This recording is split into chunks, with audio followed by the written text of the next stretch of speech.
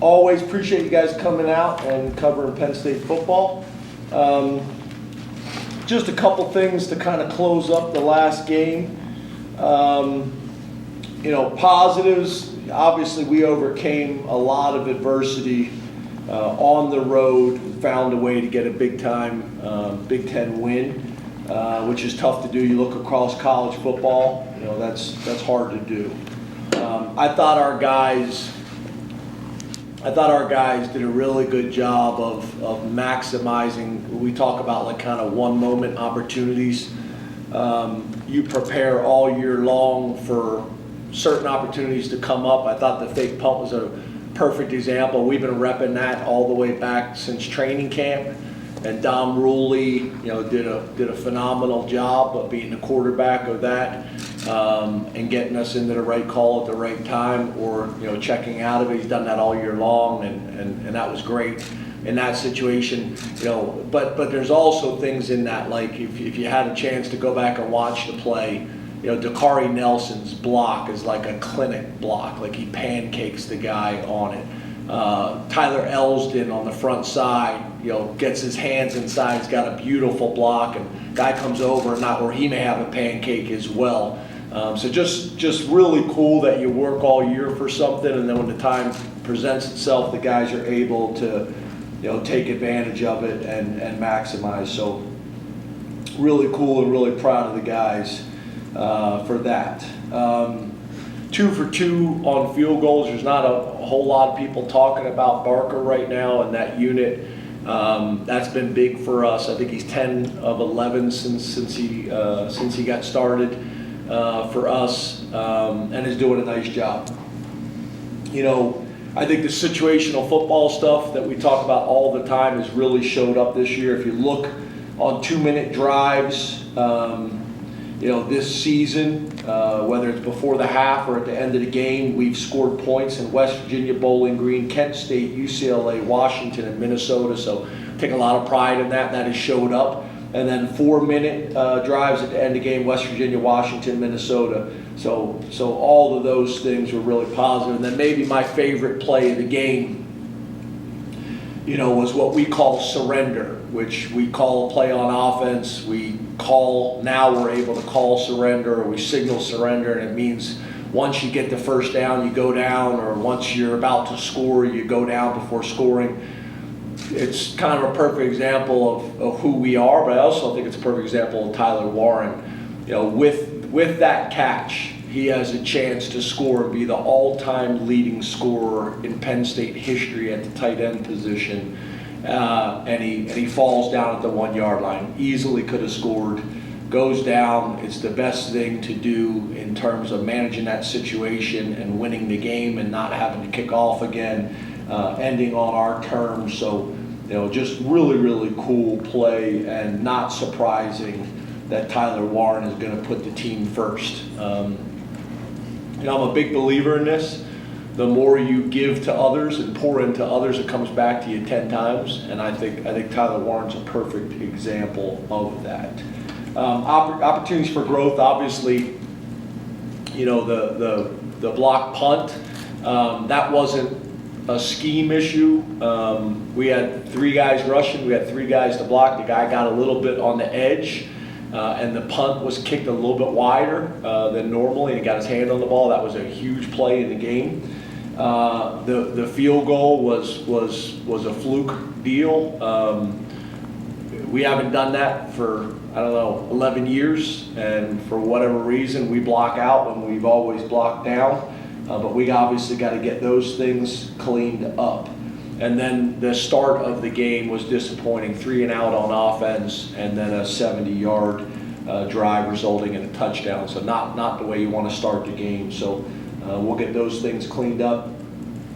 And then the 2 last points is we got to be better creating yak yards. So that is after the catch yak yards. That is after the carry yak yards. That's after first contact. To me, the scheme and the other 10 players are responsible to get the ball carrier in position to be in a one-on-one situation. Then you got to win that one-on-one situation. So we got to be a little bit better there.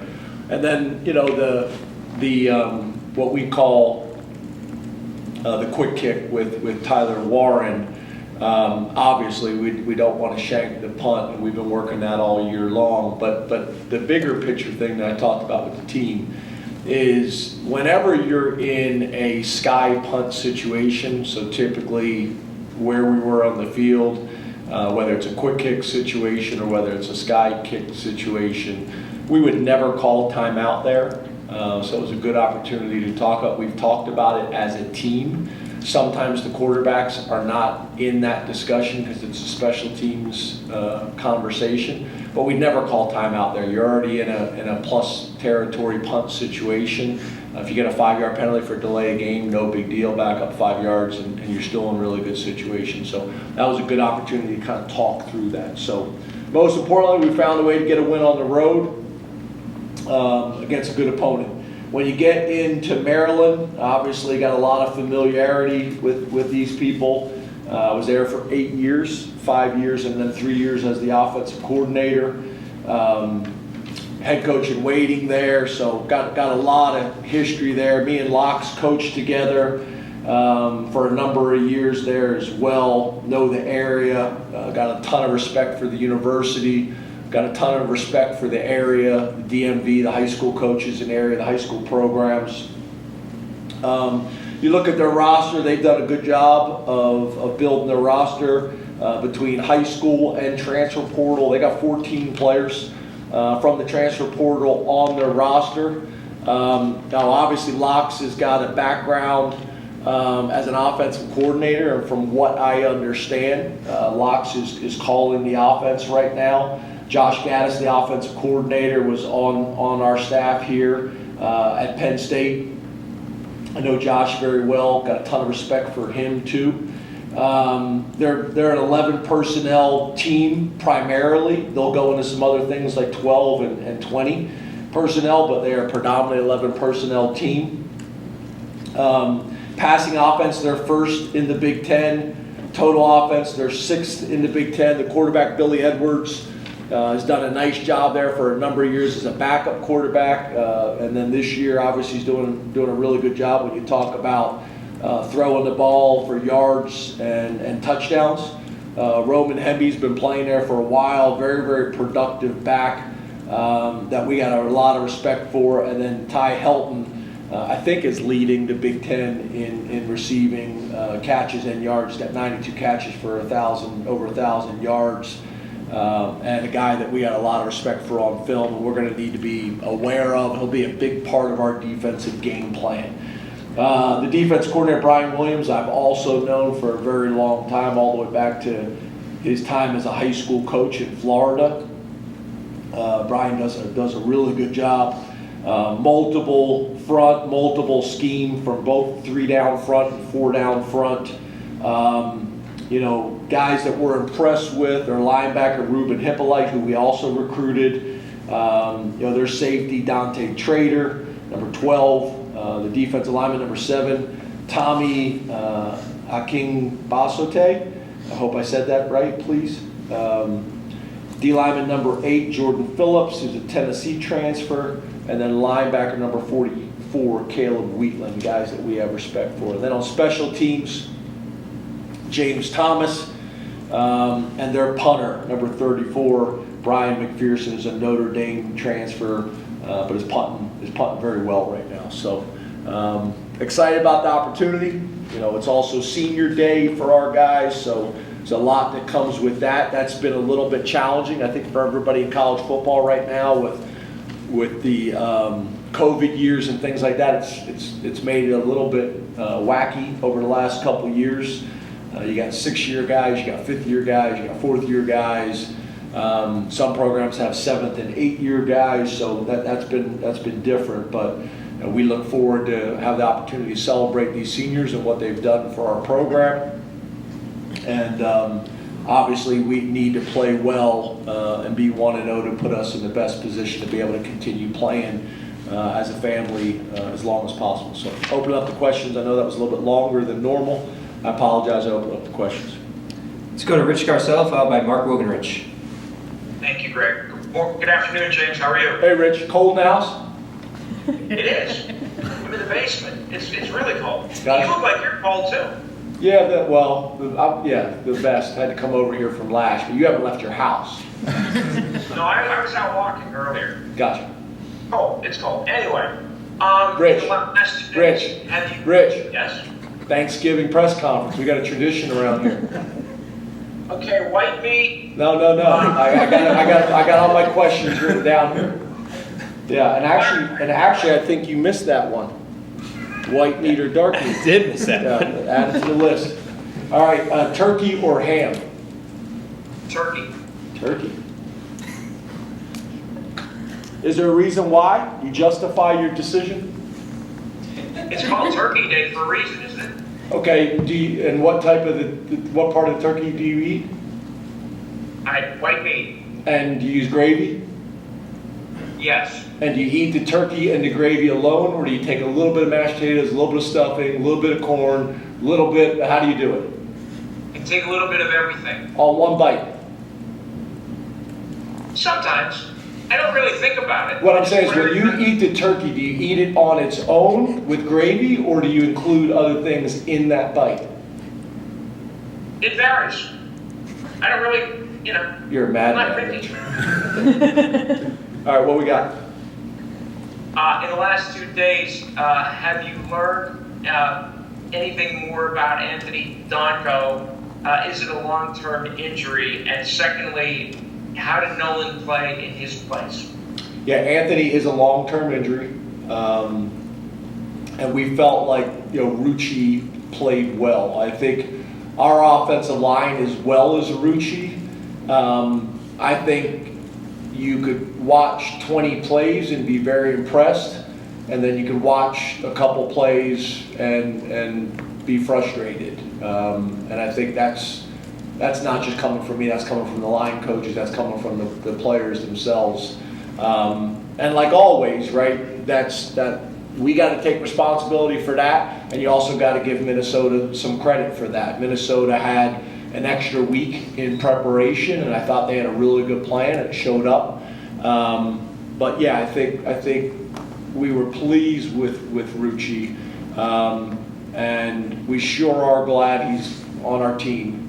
Felt like that all year long, and we're gonna need him to have a really good week this week in preparation as well as on Saturday, and have a lot of confidence that he will. Let's go to Mark Wogenrich, followed by Mike Gross. Hey James, happy Thanksgiving in advance. You too, Mark. How you doing, man? Good. What do you got for me? All right, here we go. Pumpkin or sweet potato pie? I know the answer. I'm gonna go sweet potato. Pumpkin's overrated. So Mark, my guy. My guy. And will you have that at Thanksgiving this year? no, I will not. It will not come up. But So you- I should make one. But are you saying then you go with sweet potato pie because you're just not a fan of pumpkin? Is that the reason? Right? No, I prefer sweet potato. It's better. But that's not a thing we do. So maybe you inspired me. I might have to make one. You can make sweet potato pie. No. I'm confused by all But of I this. can try. I absolutely would try. Okay, so what are you basing your sweet potato pie? That's what I was trying to get to earlier. Is it because you just don't like pumpkin, or Yeah. No, I like sweet potato. when was the last time you had a sweet potato pie? And where did you get it? I'm gonna say because one of the guys that's gonna follow me is a sweet potato pie connoisseur, and he's ordered it, and it's pretty darn good. Frank, yeah. And who's that? Frank. Ooh, I should probably save Yeah, this for it's good. Frank. Yeah. All right, let's go. What we got, Mark? You mentioned earlier about being able to play well Saturday in order to keep playing together this season. One of those options is the Big Ten title game if you beat Maryland and other things happen. What would be the pros and cons of playing in that game? Yeah, to be honest with you, I haven't spent a whole lot of time kind of thinking about that. I'm literally completely focused on the Terps and the University of Maryland. And after that game, there's a lot of other things I think that have to happen. But that is a possibility. For us, we want an opportunity to compete as many times as we possibly can this year. And if that includes a conference championship game, we would be very, very excited about that opportunity. But again, all we have to do is focus on playing Maryland this week. And if we're not focused on that, then a lot of these other things that everybody else wants to talk about, then those things become, questionable. Those things become challenging. Those things become different. So, Mark, I honestly, we have not talked about it in the last building once. We are focused totally on the University of Maryland and sending our seniors out the right way. I got a ton of respect for the University of Maryland and the talent that they have on their team every year. So totally focused on that, Mark. But anything that happens after Saturday, we'll be excited about those opportunities that we've earned. Let's go to Mike Gross, followed by Frank Bodin. Good afternoon, James. Hey, Mike. Hey, Mike, how are you? I'm good. All right, I got one for you. Yep. Fried turkey or roasted turkey? I've never had the fried turkey, so I got to go roasted. Maybe that's a lame answer, but So it's not a lame answer. You can't answer because you haven't had. yeah, that's true. It's reality. Would you be open to it? Absolutely. Yeah, I like turkey.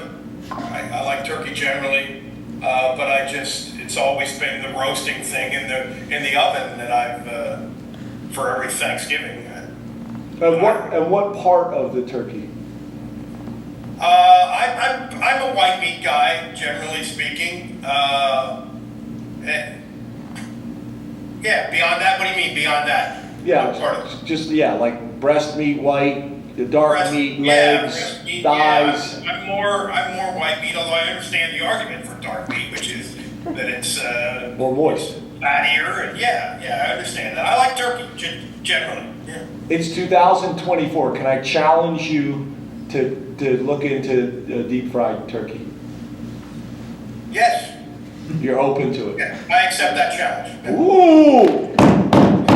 Mike, I love it. All right, let's go. What do you got? All right, this is when you were deciding to pull the trigger on that fake punt on Saturday. I know that what the outside world thinks can't factor into your decision, of course, doesn't enter into the process. But was there any, I guess I'm asking you this more as a human being than as a coach. Was there any instant where you were thinking, man, if I do this and it doesn't work, the critics' heads are going to explode? I mean, do you ever think of that? I'm not saying you acted on it, but does that ever cross your mind? At the moment, no. After the case, when everybody is sending messages and saying, wow, great decision, that was awesome, I love it. Why? Because it worked.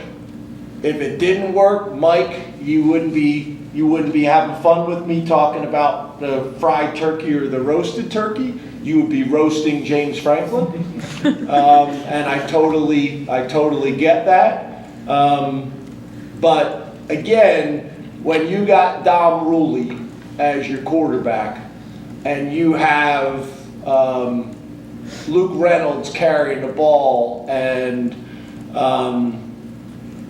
you have Dakari Nelson and Elsden and Cooper Cousins, and we've repped it 1,000 times, and I've called it probably 6 times this year, and we've checked out of it because it wasn't the right look. We've checked out of it because it wasn't the right look, and we checked out of it and it wasn't the right look, and we've had a ton of reps at it. It gives you a ton of confidence because of the young men on that unit and how they've executed it every single day at practice and the trust that they've built with me in terms of we're not going to run it into a bad look. And Don Ruley's done a great job of that all year long. So at the time, I did not think like that because, number one, we were trying to win the game, and I felt like it gave us the best chance to win the game. And number two, because of how these guys have repped that and handled that in practice and all year long. So Dom Rulli has earned that right to allow me to call that play based on how he's conducted himself, not just this year, but over his time at Penn State. He's been awesome. And again, if you haven't gone back and watched the play, watch Dakari Nelson's block on that play. I mean, it is like a thing of beauty. Like we give an award every, I think you guys have probably seen the belt, and it says BMF on it, that the guys wear, and that's an offensive award for the best block of the week. And I made the argument that Dakari should have been a part of that award because it was such a beautiful block. So yeah, I get it. I mean, I've said that to you guys before. When we don't go for it on fourth down and people think we should have, you know, everybody's got an opinion. When we go for it on fourth down and don't get it, everybody's got an opinion. When we do go for it on fourth down and it works, you're smart. I get it. It's even like the announcers on TV. I'd love for them to have opinions before the play. Like, everybody's got opinions after the play. So for me, it just comes down to trusting my staff, and most importantly, trusting the players, that it's about executing what we call. So I hope that helps, Mike. Let's go to Frank Bodani, followed by Neo Verdell. Hey James, good afternoon. Hey Frank, how are you? Yes, can you tell me where your love of sweet potato pie goes back to, the origins? Aunt Lawanda, Aunt Romaine, Aunt Mel Badine, my mom Jocelyn. We always had sweet potato pie from as long as I can remember. My grandma Leota. We always had. I never had pumpkin pie unless it was like at elementary school in the cafeteria. Like we never had sweet potato pie. Sweet potato pie is my favorite. I don't get it very often. My wife got the recipe from my mom, who got the recipe from my grandma, and I love it. It's one of my favorite things. So some of the players' parents bring it to me, which is cool. People say, "Well, if you love it so much, how come you only have it around the holidays?" Yeah, I get it. That's a fair deal. But either way, I love it. Frank, you're not going to flip the script here. You think you're slick by asking me. All right, here you go. You ready? Oh yeah, sure. Thanksgiving dinner, or whatever the time you eat, whatever time it is, whether it's a lunch, dinner, whether it's a dinner, all that's fine. But Thanksgiving dinner or the leftovers? Wow. Well, dinner number one, because it's the best dinner of the year to me.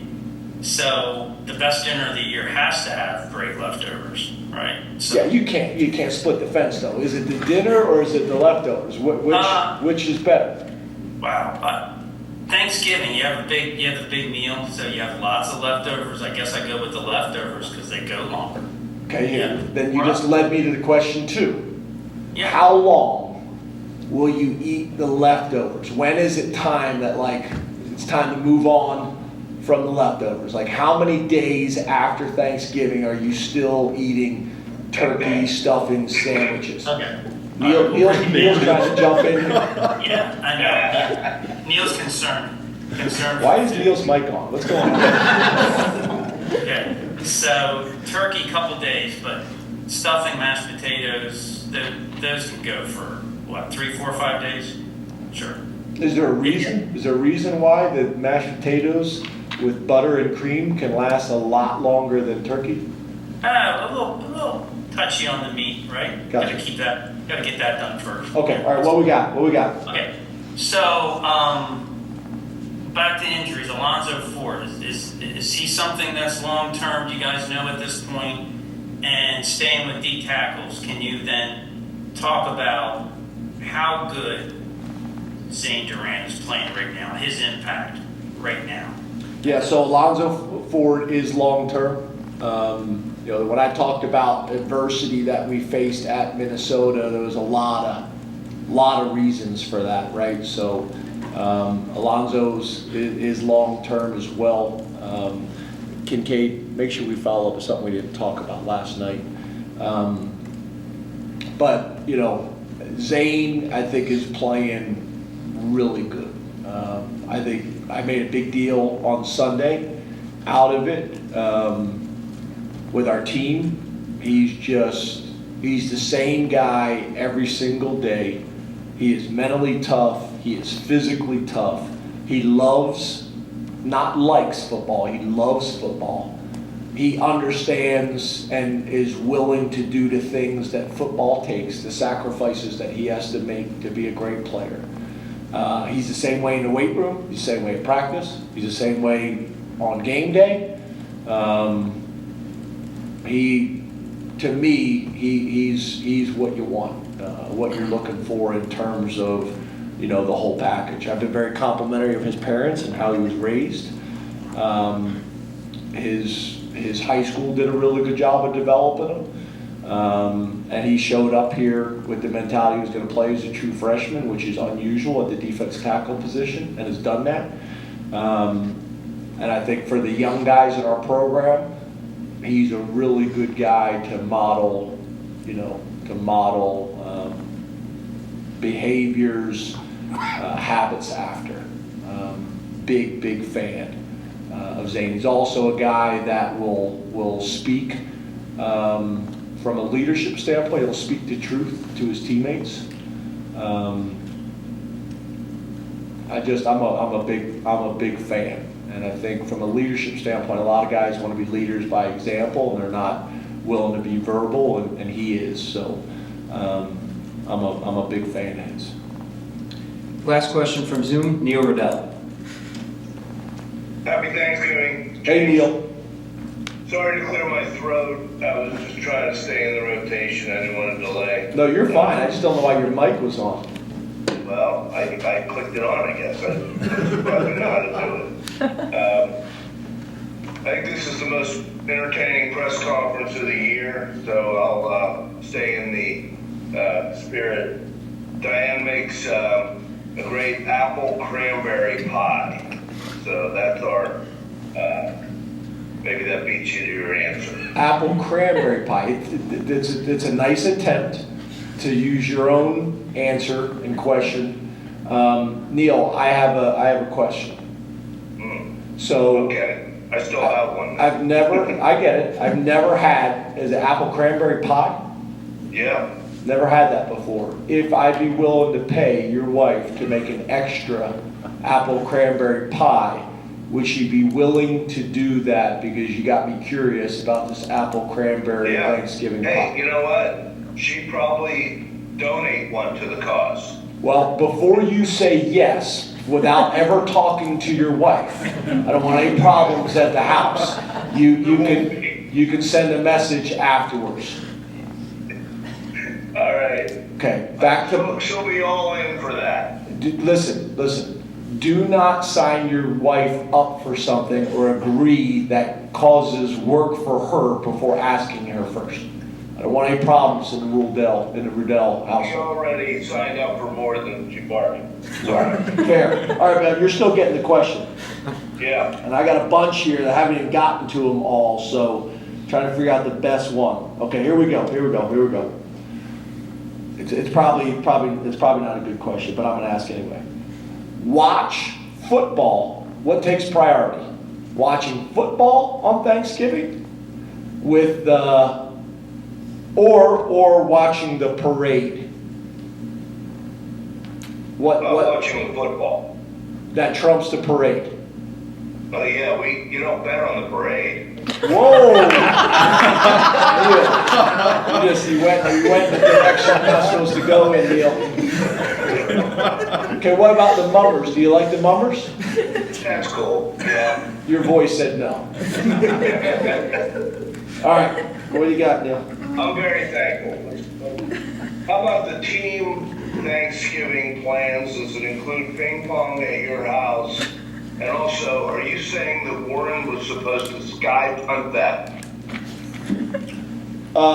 First of all, about the punt. No, not necessarily a sky punt. I mean, when you're not like the full-time punter, your punts are sky punt, right? Like you don't punt it very far, and you don't have to because there's not the whole reason you quick kick is there's nobody back there, so you just get it out there and let it roll type of deal. So it falls into that category is what I was saying, Neil, because there's no returner back there. It's the whole reason for a quick kick. You just kind of let it punt about 25 yards and let it roll for another 10.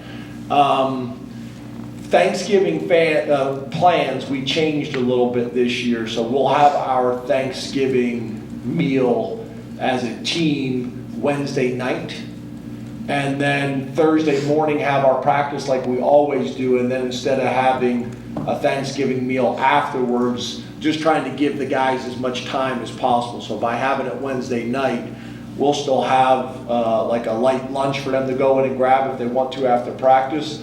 But it just allows the guys to have more time on Thanksgiving to either go to my house, to go to their position coach's house, for some of the local guys to possibly go home, or a lot of the guys, as you know, when we have home games, a lot of the families just come in early and they come to practice, they do Thanksgiving, and then stay for the game. When it's a away game, that becomes more challenging. So that is the plan. We'll go to questions in the room. Mark? I'm glad you brought up fried turkey because I don't think people are talking enough about fried turkey. I know the people in this room appreciate it, but so thank you for bringing up fried turkey. There's also been a lot of issues with fried turkey I've stuff. done fried turkey, so I know. I'm talking about burning garages down. I've not done that. Yeah. I'm close. Yeah. Because if you don't get the Can't do it on your temperature. porch. Yeah, you don't get the temperature of the turkey down first, you drop it in frozen, that's a big mistake. Or you don't have the right amount of oil in it and you drop it down and the oil comes everywhere. Like a lot of issues you gotta be careful with. Okay, but here's your question. And remember, people are gonna be listening to this. I'm prepared. Okay. Help cook the dinner, and not just the turkey in the driveway. Help cook the dinner, or help wash the dishes. My wife will laugh at this. That's what I said. Some people are going to be listening. Cook the dinner. You're going to help cook the dinner, No, I'm going to cook the dinner. The whole dinner. The whole dinner. The entire dinner. The entire dinner. Except my father-in-law will bring stuffing. Okay, so give me the menu that you're going to make. I'm not doing fried turkey because there's not a lot of time to prepare for it, but I'll do turkey, mashed potatoes, gravy, and asparagus. And then Nope. your father-in-law brings the stuffing. Yes. And then if my wife wants something for dessert, I'm not a dessert guy, we'll just go buy it. Okay, so list it out again. Turkey, Yeah. mashed potatoes, gravy, asparagus, stuffing from the father-in-law, stuffing from the father-in-law. and then dessert probably bought somewhere. No macaroni and cheese. No macaroni and cheese. No mashed potatoes. Mashed potatoes and gravy. Oh, you said mashed potatoes. Yeah. Excuse me. And gravy. And gravy. And does the gravy go on the mashed potatoes, on the turkey, or both? And the stuffing? Eater's choice. Your choice, I'm asking. I'm not a stuffing guy, so mashed potatoes and turkey. And no corn? We can throw corn in there if somebody wants it, but I don't think, there's already a lot of stuff going on. No collard greens? No collard greens. Okay, all right. And no dessert unless somebody brings it? Exactly. Nobody in your family eats dessert, or you don't eat dessert? I don't eat dessert. So if you don't eat it, then you don't make it. No, You're that's not selfish true. cook. No, that's not true. I don't eat asparagus either. Why? Because what it does to your pee? You said, Neil, you worried about Neil talking about You're that? blushing. You're blushing. All right, here we go.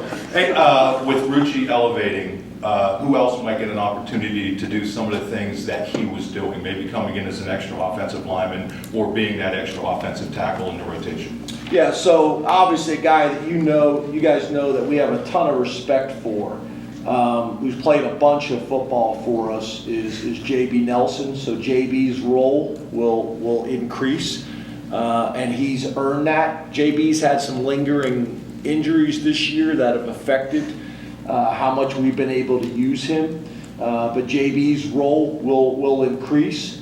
I would also say Cooper Cousins' role will increase.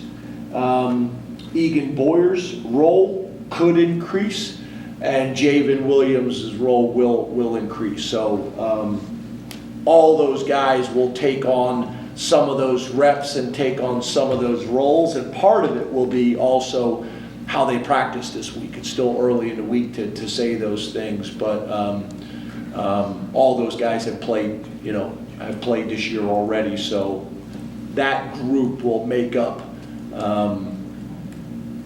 those opportunities, but also it's still early in the week. We haven't even had a game plan practice yet. In the front, Audrey. Hello, James. Audrey, what's up? Nothing. I'm ready for my questions. All right. What do you got? All right.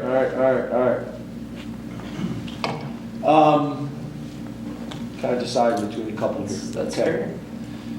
Creamed corn Okay.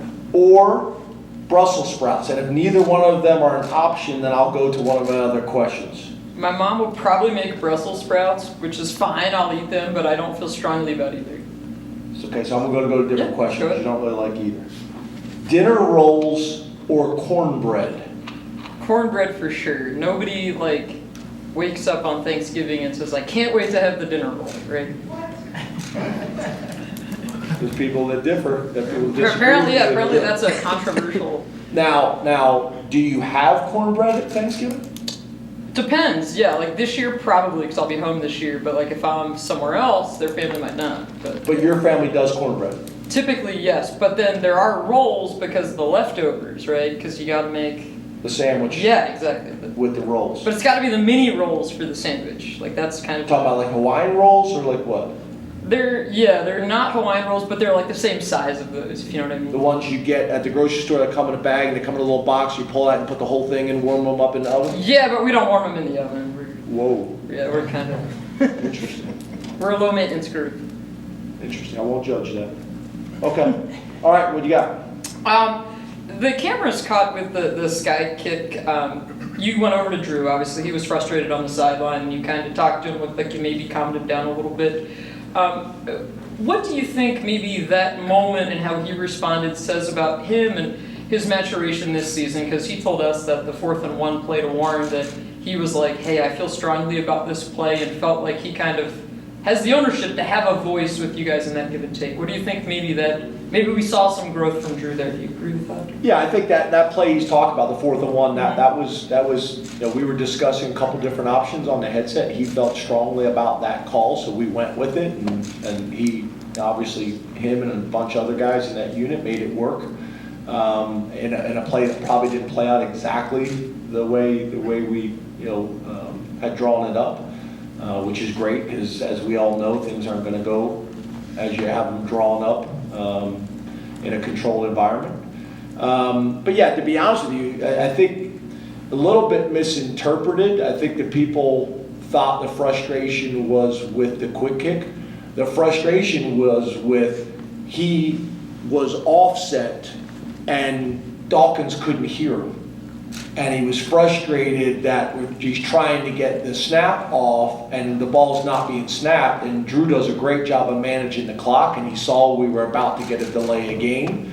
And that's kind of what I was talking about at the beginning of the press conference. If we get a delay of game, they're no big deal because we were quick kicking or sky punting or whatever it may be. So his frustration was more with the ball not getting snapped to Tyler so he could quick kick it, and then obviously it did while it looked like he was walking off the field, which is really just part of the whole play. No, I'm just saying that. But that I think that was kind of misinterpreted a little bit what his frustration was about. But either way, it was an opportunity for us to have a discussion, and then another discussion, and then another discussion. And to me, that's exactly how I want it to be. I want him to be fiery. Obviously, like anything, you don't want to live in the extremes. But I want him to be fiery. I want him to play with passion and emotion. And that was an opportunity for him to do that. And what was great is we were able to have a conversation, and he gave me good feedback, and I gave him good feedback, and kind of went out and played really well. And then we had another conversation. I followed back up with him again because there's just some things that kind of I thought it was important for him to hear from my perspective. But, you know, to me, it was perfect. I expect there to be fire, and I expect there to be emotion, and I'm totally okay with that. And I encourage that. We work too hard, we sacrifice way too much, and I think Drew's a great example of that. And I'm glad he's showing that side of his personality. We've seen it, but I don't know if necessarily everybody else has seen it. But yeah, I think it was great. In the middle, John. Hey, James. Hey, John. Wait for it. You ready? All right. All right. I'm gonna go with. This is a good one. Okay. Cranberry sauce from scratch, which I think, if I remember correct, last year may have been. Was it Fitz? 2 years ago, Ben Jones. Ben Jones, 2 years ago. Ben Jones actually bragged about his mom's and brought me some, which was delicious. But cranberry sauce from scratch, or the jellied cranberry sauce from the can. This may be controversial. I don't like cranberry sauce. Well, we're going to move on. I'm going to go to another question, because it's interesting, because we always did the can, Right, which so I we love. always Like, you wanted shake like- it out, and it's got the lines in it. And then one year, my sister just decided to start making it fresh, which was awesome, but, you know, the can was kind of nostalgic. Yeah, the nostalgia makes like a lot of things. I agree. Okay, let's move on then. Kind of give you a layup here, but I'm going to do it. Mashed potatoes or stuffing, and why? You have to choose one or the other. Stuffing. There's just like, you can have mashed potatoes other times of year. Stuffing is such a like an intrinsically Thanksgiving thing. It just makes everything better. And you got to mix it all in too. Fair. And I like your argument for your answer too. So tell me how you eat it. I mix everything together on a plate. What's That's all. everything? Turkey, mashed potato, corn, gravy, all of it. Okay. One last question. Is it homemade stuffing? Is it stove top? Is it Pepperidge Farms? Like, what are we going with? That I have no idea. That has been up to my mom for 3 decades now, and not something that I mess with. Okay, how old are you? I'm 29. Okay. By the time you're 30, We got 3 months. So. okay, so you got 3 months that you got to start understanding how to make these things. See, I'm still local. My wife and I both are, so we can go home for Thanksgiving. So we're gonna ride that out as long as we can for those meals. Okay, what I just said, you got 3 months. I hear you. Okay. All right. And thanks to your mom. That's awesome. Yeah. So we've talked a lot about Jalen Reed at safety this year, but maybe not as much about Zaki Wheatley. How would you evaluate how he's played this season? Yeah, I think we got 2 of the better safeties in college football, and I think you guys know with KJ, that is as impressive of a group of guys as you could have, and that created a lot of diversity for us in what we did and how we did it. But Zaki's just playing great right now. His tackle radius is really impressive. His ability to make plays, whether it's calls and fumbles or interceptions, hasn't made as many of them this year as maybe I anticipated, but I know he's got the ability to do it. He's one of the more natural playmakers that we got. And just his football IQ, and him and Dex's relationship and how well they work together, I think he's playing. I think he's playing at a very, very high level. I think he's got a really bright future. Kyle Schmidt was his high school coach at Spalding High School. I think he did a phenomenal job with him. Kyle played for us at the University of Maryland. He's done a great job at Spalding High School. And the kid came in here ready and prepared to compete. He's just gotten better every single year. I think this past year probably made the biggest jump, just in terms of, all the different ways that we can use him, his confidence, understanding his strengths and weaknesses, playing to those strengths. Probably one of the better tacklers, just pure tacklers we have on our team. He's got length, he's got athleticism. I'm a huge fan. I'm a huge fan of his maturity. He's just really grown. He's just really grown, and I'm very, very proud of him. And I think he's got a very, very bright future for the rest of his career here at Penn State and then afterwards. You got time for one more. Todd. Thank you. Hey, happy Thanksgiving. Happy Thanksgiving. What do you got? All right, getting low on the list here.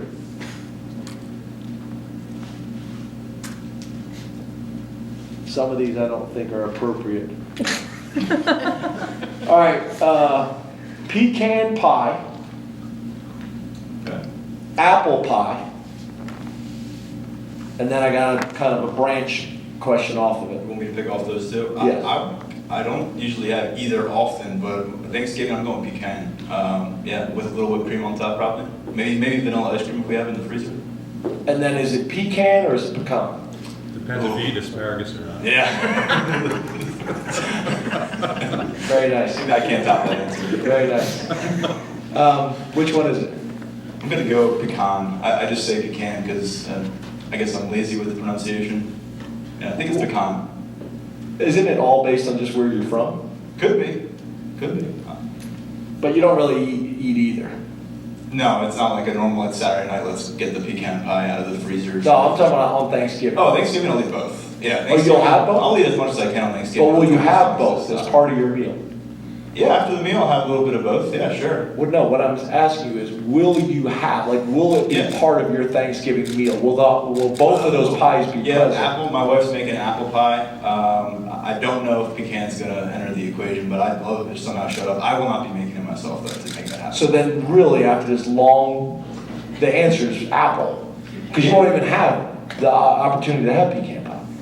In a random Thanksgiving setting where you're presenting me both, I'm taking pecan. In my reality Thursday where I don't have pecan pie, I'm not having pecan pie. Fair answer. Okay, what we got? All right, I got one for you. Nick Singleton, the last few weeks, seems to, at least from our vantage point, I think, be operating at maybe a higher level than he was for a point of the season. His yards per carry the last 3 weeks are up from where they were the 3 games before that. Is that something that you're also picking up, or maybe Nick Singleton entering the stretch run here is in a better spot than he was midseason, health-wise? Yeah, the reality is he's healthy again. I mean, you guys know what a healthy Nick Singleton looks like, and he wasn't that. But I also think that's a credit to Nick, and I also think that's part of the maturation process of a football player.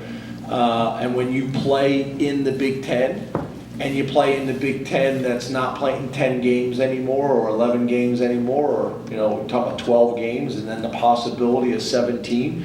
The reality is in major college football or the NFL, there's very few people that are going to be 100% all year long. That's not the reality of college football. So you play with the things that you can play with and manage. The doctors and the trainers will step in when you can't. And Nick went out there and played the best he could under the circumstances, but he was not 100%. And he's back closer to 100% than he's been in a while. So yeah, that's great. I think, obviously, I think Denai is in a similar situation. Denai's played a couple weeks not being 100%, and again, that's the nature of college football, and our guys understand that and they embrace that, and those types of decisions I think have allowed us to get to where we're at right now. The medical staff with Wayne and Dr. Billy and Andy Mutton and the whole group have done a phenomenal job of keeping our guys healthy and getting our guys healthy, and then our guys have taken a mature approach of coming in and getting prehab or rehab even when it's not mandated. Like they're just trying to put themselves in the best position to be as healthy as they can for as long as they can throughout the season, which is hard to do. So yeah, Nick is Nick is looking closer to full speed and 100% than he's been in a couple weeks, and we need that. He's an explosive player, and I think when the defensive coordinators see that, when the defensive players see that, it changes how they defend him and how they defend us. Because if you make one mistake, you know, it could go for 80. Thank you. Thank you very much. Awesome. Thanks, guys.